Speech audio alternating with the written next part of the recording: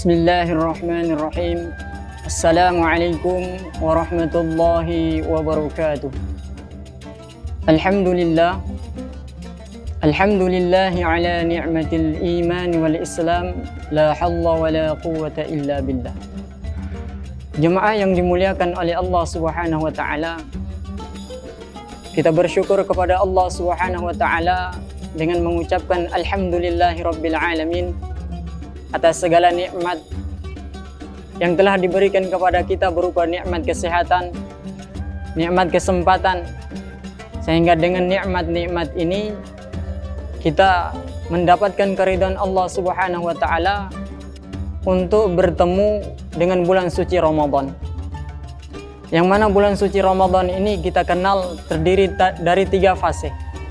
Yang pertama, fase 10 hari pertama Ramadan, yang alhamdulillah hari ini kita telah memasuki pada fase 10 hari Ramadan yang dikenal dengan malam rahmat. Mudah-mudahan kita yang menjalankan ibadah puasa pada 10 hari Ramadan ini senantiasa mendapatkan rahmat dari Allah Subhanahu wa taala. Dan insya Allah nanti malam kita akan masuki pada 10 hari yang kedua Ramadan, yakni malam yang ke-11, yang dijanjikan oleh Allah Subhanahu wa taala adalah malam pengampunan. Seluruh kesalahan-kesalahan kita, dosa-dosa kita, tatkala kita beribadah pada 10 hari kedua pada bulan suci Ramadan, maka dosa-dosa kita akan diampuni oleh Allah Subhanahu wa taala. Dan nantinya pun kita akan memasuki pada fase 10 hari yang ketiga pada bulan suci Ramadan, yang dikenal dengan malam pembebasan dari nerakanya Allah Subhanahu wa taala. Maka untuk mendapatkan maghfirah, ampunan, untuk mendapatkan pembebasan dari nerakanya Allah Subhanahu wa taala, kita perlu melakukan upaya-upaya agar kita mendapatkan keridhaan Allah Subhanahu wa taala, kita diampuni oleh Allah Subhanahu wa taala dan terbebas dari nerakanya Allah Subhanahu wa taala. Yang mana neraka ini Allah Subhanahu wa taala telah beritahu kepada kita di dalam Al-Qur'an, waquduhan nasu wal hijarah, bahwa yang akan menjadi bahan bakar api neraka adalah manusia dan bebatuan. Yang akan menjadi bahan bakar api neraka adalah manusia dan bebatuan. Sehingga Imam Al-Ghazali dalam kitab Ihya Ulumuddin beliau mengatakan, suatu ketika baginda Nabi sallallahu alaihi wasallam melakukan perjalanan. Maka dalam perjalanannya beliau bertemu dengan sebuah batu, yang mana batu ini dalam keadaan menangis sejadi-jadinya. Maka baginda Nabi sallallahu alaihi wasallam bertanya kepada batu tersebut, "Wahai batu, apakah gerangan yang terjadi kepada engkau yang menyebabkan engkau menangis sedemikian rupa?" Maka batu ini mengatakan, "Wahai Nabi Allah, ketika saya mendengar firman Allah Subhanahu wa taala, waquduhan nasu wal hijarah, bahwa yang akan menjadi bahan bakar api nerakanya Allah Subhanahu wa taala adalah manusia dan bebatuan. Maka saya ini khawatir, saya ini takut jangan sampai saya termasuk salah satu batu yang akan Allah Subhanahu wa taala jadikan bahan bakar api nerakanya Allah Subhanahu wa taala." Maka batu ini menangis sejadi-jadinya. Maka Nabi sallallahu alaihi wasallam menghibur batu tersebut dengan mengatakan, "Wahai batu, sudah, kamu tidak usah menangis. Saya akan memohon kepada Allah Subhanahu wa taala agar Allah Subhanahu wa taala mengampuni engkau." Maka Nabi sallallahu alaihi wasallam mengangkat tangan kemudian berdoa, "Ya Allah, ampunilah batu ini ya Allah. Ya Allah, jangan engkau jadikan batu ini termasuk bahan bakar api neraka-Mu."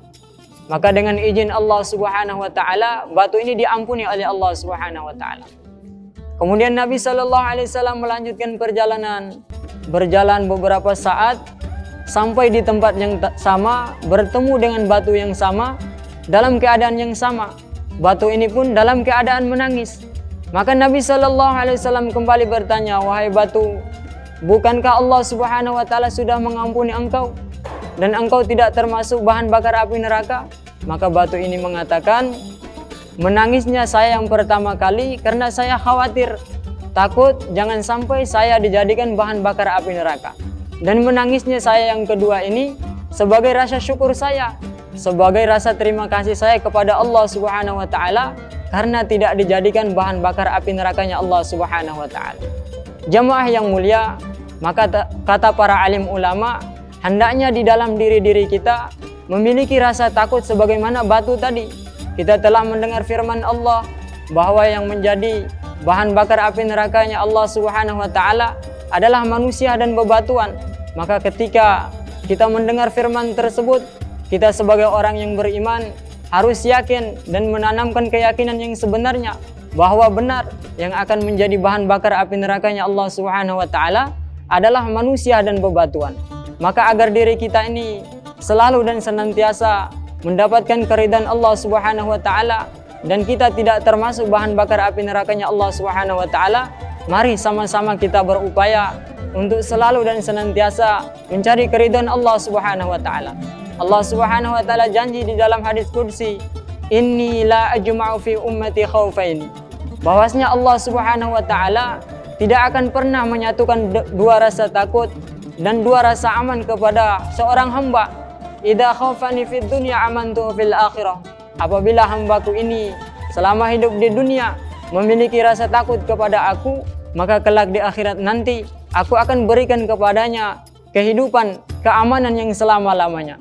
Tapi sebaliknya, idza aminani fid dunya akhaftuhu fil akhirah. Ketika hidup di dunia dia tidak pernah memiliki rasa takut kepadaku, maka kelak di akhirat nanti aku akan berikan kepadanya kesengsaraan yang selama-lamanya. Maka jamaah rahimakumullah, maka mari kita senantiasa berupaya untuk senantiasa mendapatkan maghfirah dan senantiasa mendapatkan keridhaan Allah Subhanahu wa taala yang akhirnya kita dibebaskan oleh Allah Subhanahu wa taala dari nerakanya Allah Subhanahu wa taala.